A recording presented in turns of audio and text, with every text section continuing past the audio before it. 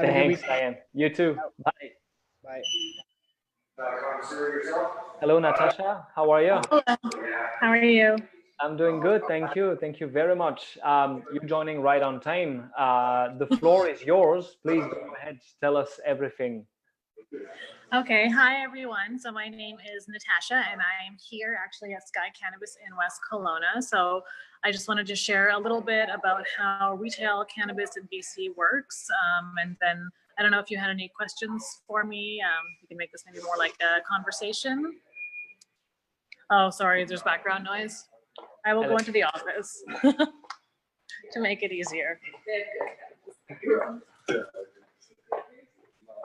Is that better? No problem. That sounds, Okay. yeah, it sounds good. Yeah. Okay, perfect. Yeah, I wanted to show you guys the store, so maybe I'll do that after. But obviously we're open right now, so that makes it a little hard if there's customers in here. So just in terms of the retail cannabis scene in British Columbia, so it's now legal if you are licensed, and so your licensing has to go through the municipality and as well the province. So the entire process took us about 17 months. So that's starting from getting a location to going through the municipal process, which includes public consultations and all of that. And then our provincial process was super long because you have to go through a security clearance. And then once you have your licensing, then you have to build out and get your permits. So we started hiring people about a month to 6 weeks before we opened. And we did that for a few reasons. The first and most important reason is the security clearance. So nobody who works, like everyone who works here needs to have provincial security clearance. So for the provincial security clearance, you have to send your information to the province of British Columbia, and then it takes about a month to go through that entire process because they have to look into your background and everything. We did have one person who works here where it took 7 weeks because she had lived in numerous places around the world. So keep that in mind if you are applying to work at a retail location. It really says a lot if you take the initiative to apply for the provincial clearance even before you start working or start applying, because I know people who send me their resumes who let me know that they've already gotten the security clearance or have already applied. It makes me more likely to interview them because I know they've taken that initiative. So keep that in mind. It does cost $100, and a lot of the companies will reimburse you. So we do reimburse all of our staff for their $100 security clearance. The other reason we started hiring super early was the knowledge base. So most of the customers who come into our store have used cannabis before for the most part, but are pretty new to the legal industry. So they're not buying from, I can see the question, so I can send you the link for where to get the clearance from, and then you can send that to all the panelists. Again, it's a pretty easy process to go through. So where was I?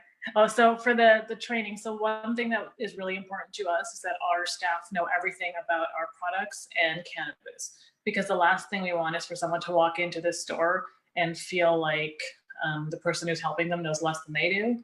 So we went through a pretty rigorous training program with our staff. There was a lot of readings, and then we do our orders every week. So every week as we're sending out new products, I send out a database that has a description and information about every single product. So it's really on the staff to know as much as they can about each product. And you know, it's exciting because we also give an employee discount, so people get to try the products, and then that way, like I can tell a customer, oh, I really like the Pink Kush by San Rafael because it helps me sleep, because I actually have that knowledge. So we don't tell our employees to purchase every single product, but at least if you try a few of them, then you know what you're talking about when you're talking to customers. Because the other thing is you can't make any medical claims. So I can't say, like, this beverage is going to make your depression go away. You can't do that in a recreational store, but you can tell a story. So like for me, if I have trouble sleeping and I smoke Pink Kush, then it helps me sleep.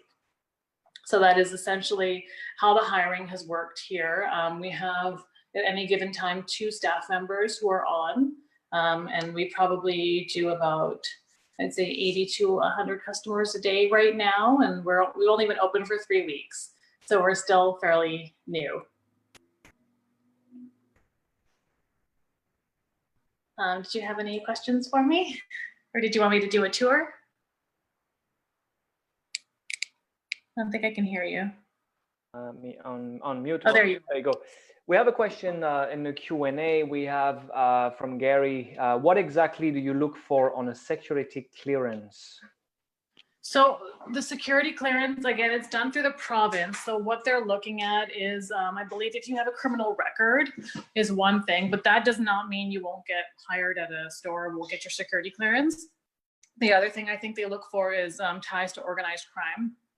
So I'm not sure how they look into that, but I know that's one of the other things that they look for, because again, a lot of the people who are in this industry have been in the legacy industry, so it doesn't preclude you from working here. I think the province and the federal government, more of their concern is around links to organized crime.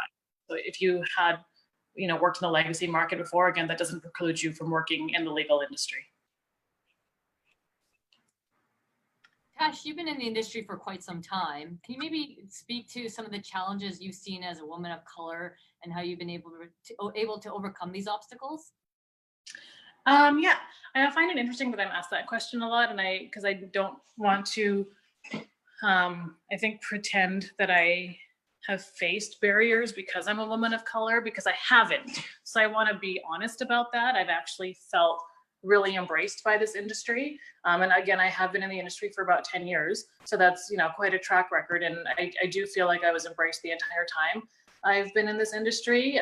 So I do want to say that, because I've been treated very well. I think it's not so much the color piece that's an issue, but as a woman in this industry, there's a lot of, I don't like to calling it sexual harassment, but it's just when you're in an industry where there's a lot of old boys club, you just put up with a lot of sort of like, good girl, like you have a gorgeous smile, like just things that I don't think men hear a lot of. Like when I think of my partner, I don't think anyone's ever responded to an email to him saying, good boy, so there's just more like those little, like, I call them like little microaggressions, or like little sexual harassment in like more of a micro way that can get a little annoying. But I've worked in a lot of industries, and I've been in the modeling industry, and so I'm kind of used to weird comments. I'm not saying women need to be okay with it, but that's just my own viewpoint.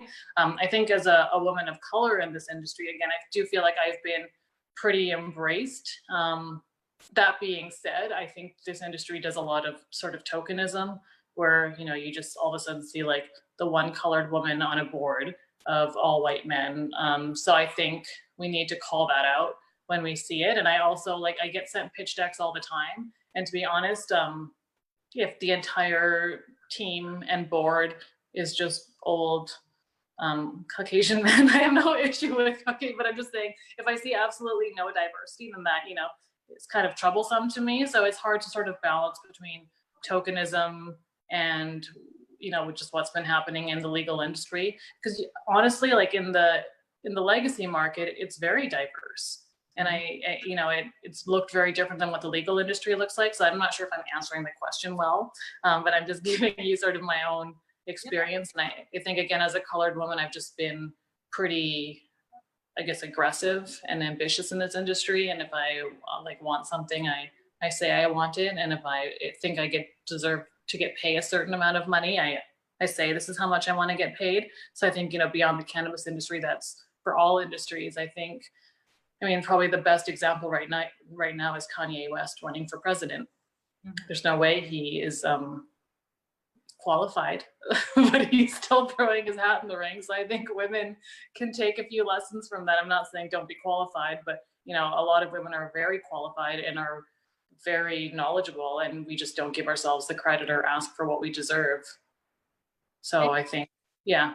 Any suggestions or tips on how women can pivot into this industry, and what route you would suggest we take? Yeah, I think that because this is still a new industry, it's not super difficult to get into, and people are so willing to talk. So I think it's good to find women and men who you look up to and reach out to them, and talk to them, go for a coffee, let them know what you're good at, and if there could be a fit. I think maybe it's matured a little bit now, but when this industry first started, I don't think everyone knew what they needed in terms of roles and jobs. So they would just find someone who they liked and said, okay, I really like your skill set. maybe you could do A, B, and C for us. And I think with a lot of companies, because we're still in the infancy of this legal market, that's still happening. So, you know, like someone like you, Anita, if you reached out to a company and you were like, I'm a like kick-ass pharmacist and I, you know, have been in the health industry for years, like people are going to be like, okay, like you might be really good for like the medical cannabis side of what we do. And maybe they'd never thought of that before, but just by you reaching out and saying what you're good at, then, you know, it's sometimes like you start to create the job for yourself, which I think happens a lot in this industry. Like there's, you know, the standard sort of like job postings and descriptions and you apply for those, but then there's so many opportunities that are never posted. And if you just like think you're good at something, like, I don't know, even if you have to give yourself false confidence to like fake it until you make it, it's actually a real thing. So yeah, networking and being all inclusive and mentorship, maybe you can highlight some of the mentors you've had along your path in this journey into cannabis.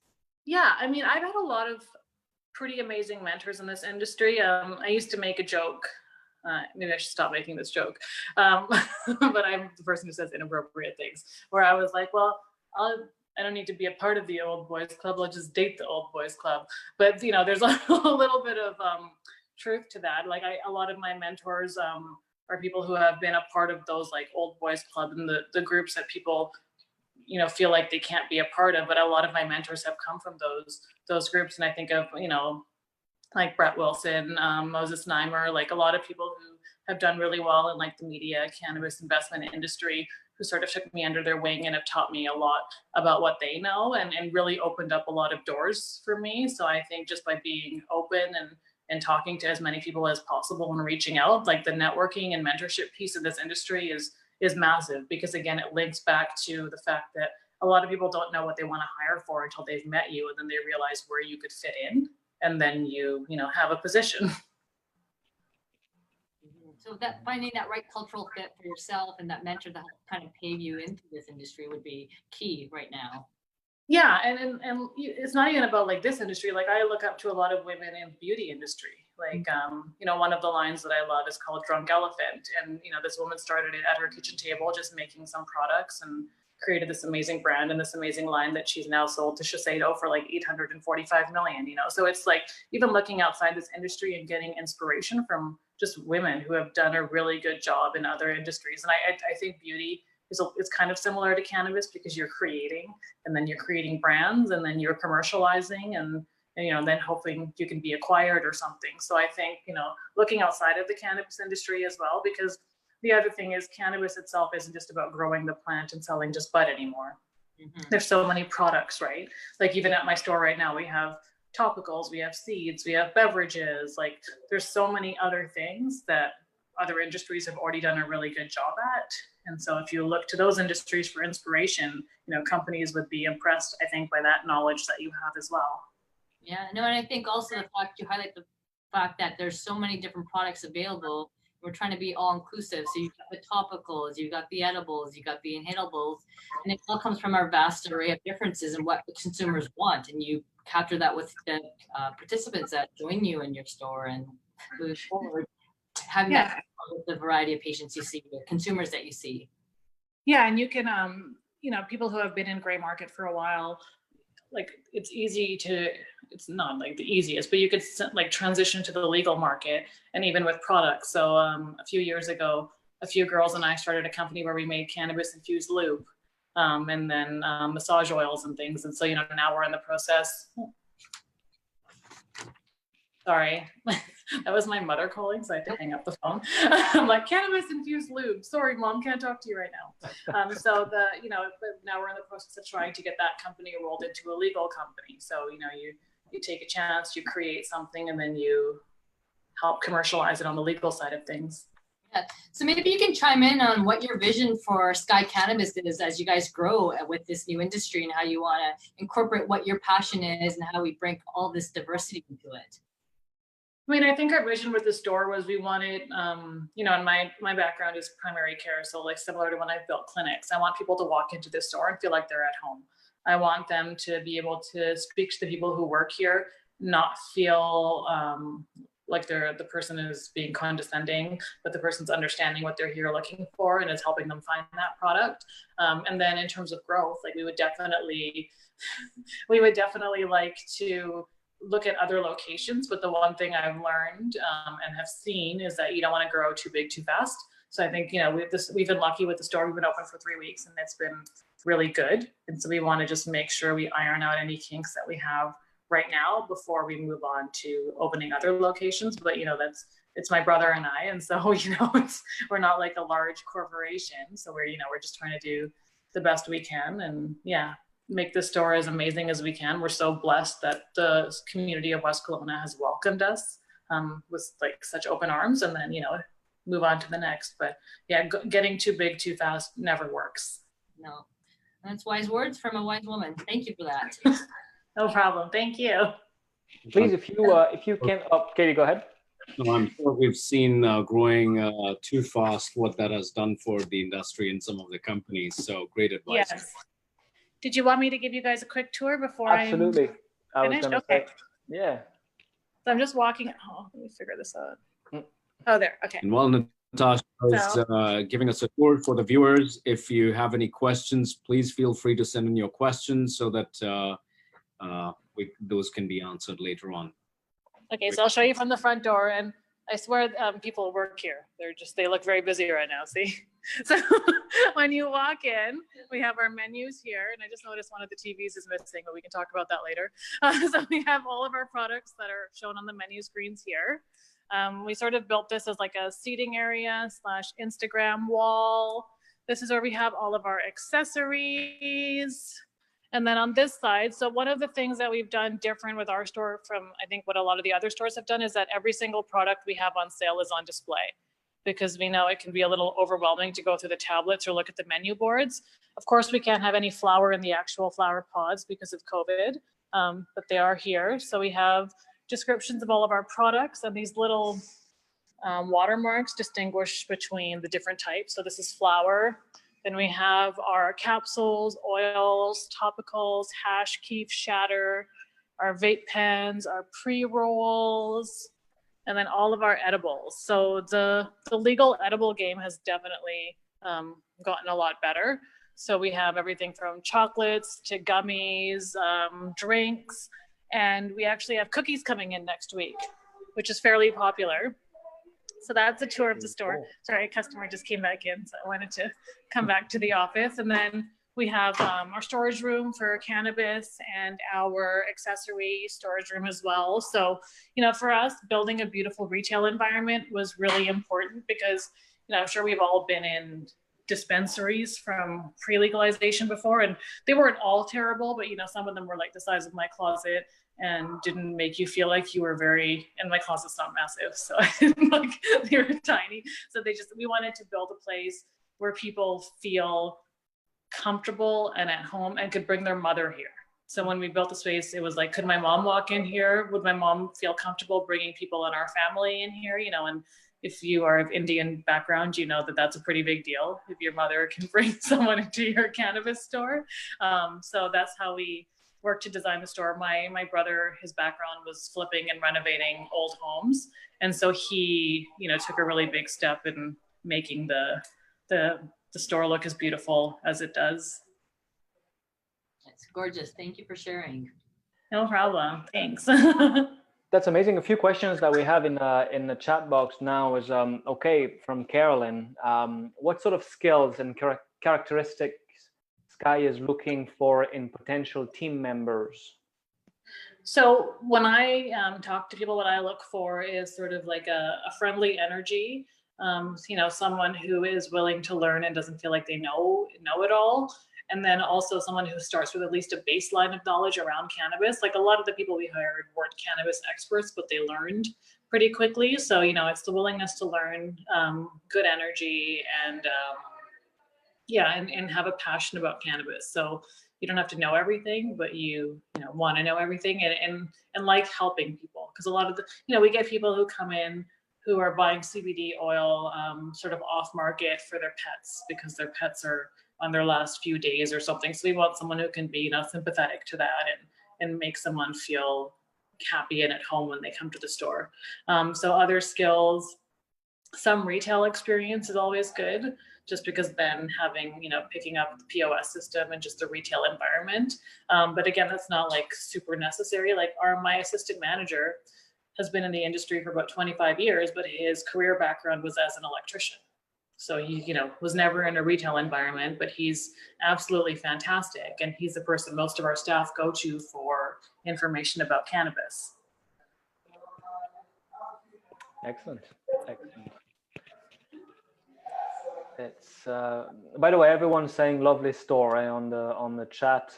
Yeah, there's a lot of positive positive comments, definitely. Good. Yeah, we're in West Kelowna if anyone ever wants to come by and visit. How big is your team right now? So I have 2 managers, a key holder, and I believe 5 or 6 salespeople. So because we're open 12 hours a day, 7 days a week, we need a decent number of people to do all the coverage. And then I drive up on the weekends, so I'm usually here Friday and Saturday night closing the store. Those aren't the popular shifts, so I take them. Excellent. Natasha, do you have any plans of expansion, like coming up with more stores in BC or Ontario in particular? Yeah, so I'm looking at a possibility in Ontario.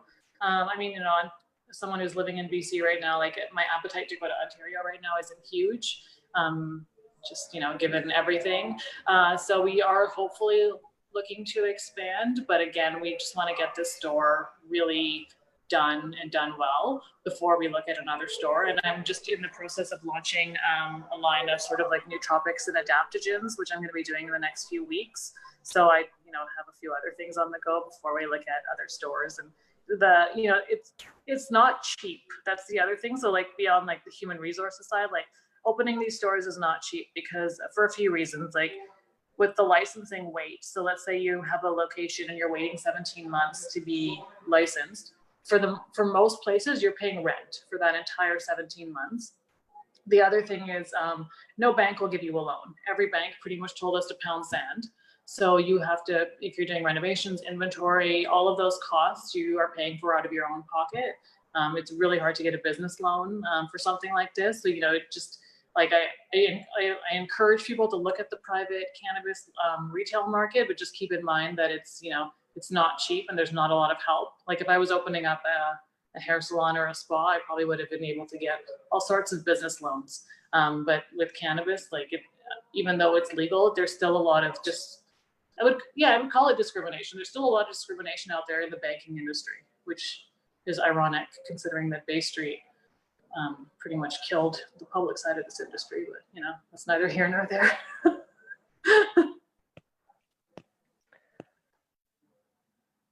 No. So you touched on the fact that you're, shifting kind of into the health and wellness side of things. The recreational space is very rec centered. Maybe you can chime in on how we can kind of bridge that gap where medicine meets recreation and what we can do in the industry to move this forward.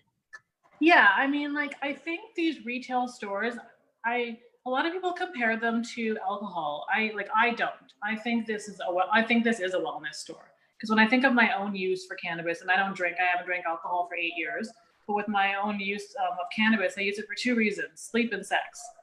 And those are both for wellness. And so when I look at the people who come into this store, yeah, of course, there's the people who want like the very high THC products, the shatter, but I'd say about 60 to 70% of the people who come into this store are looking for something to help them sleep, something to help them relax, something to help them with their anxiety. So that is all wellness. And I think it's okay to say it.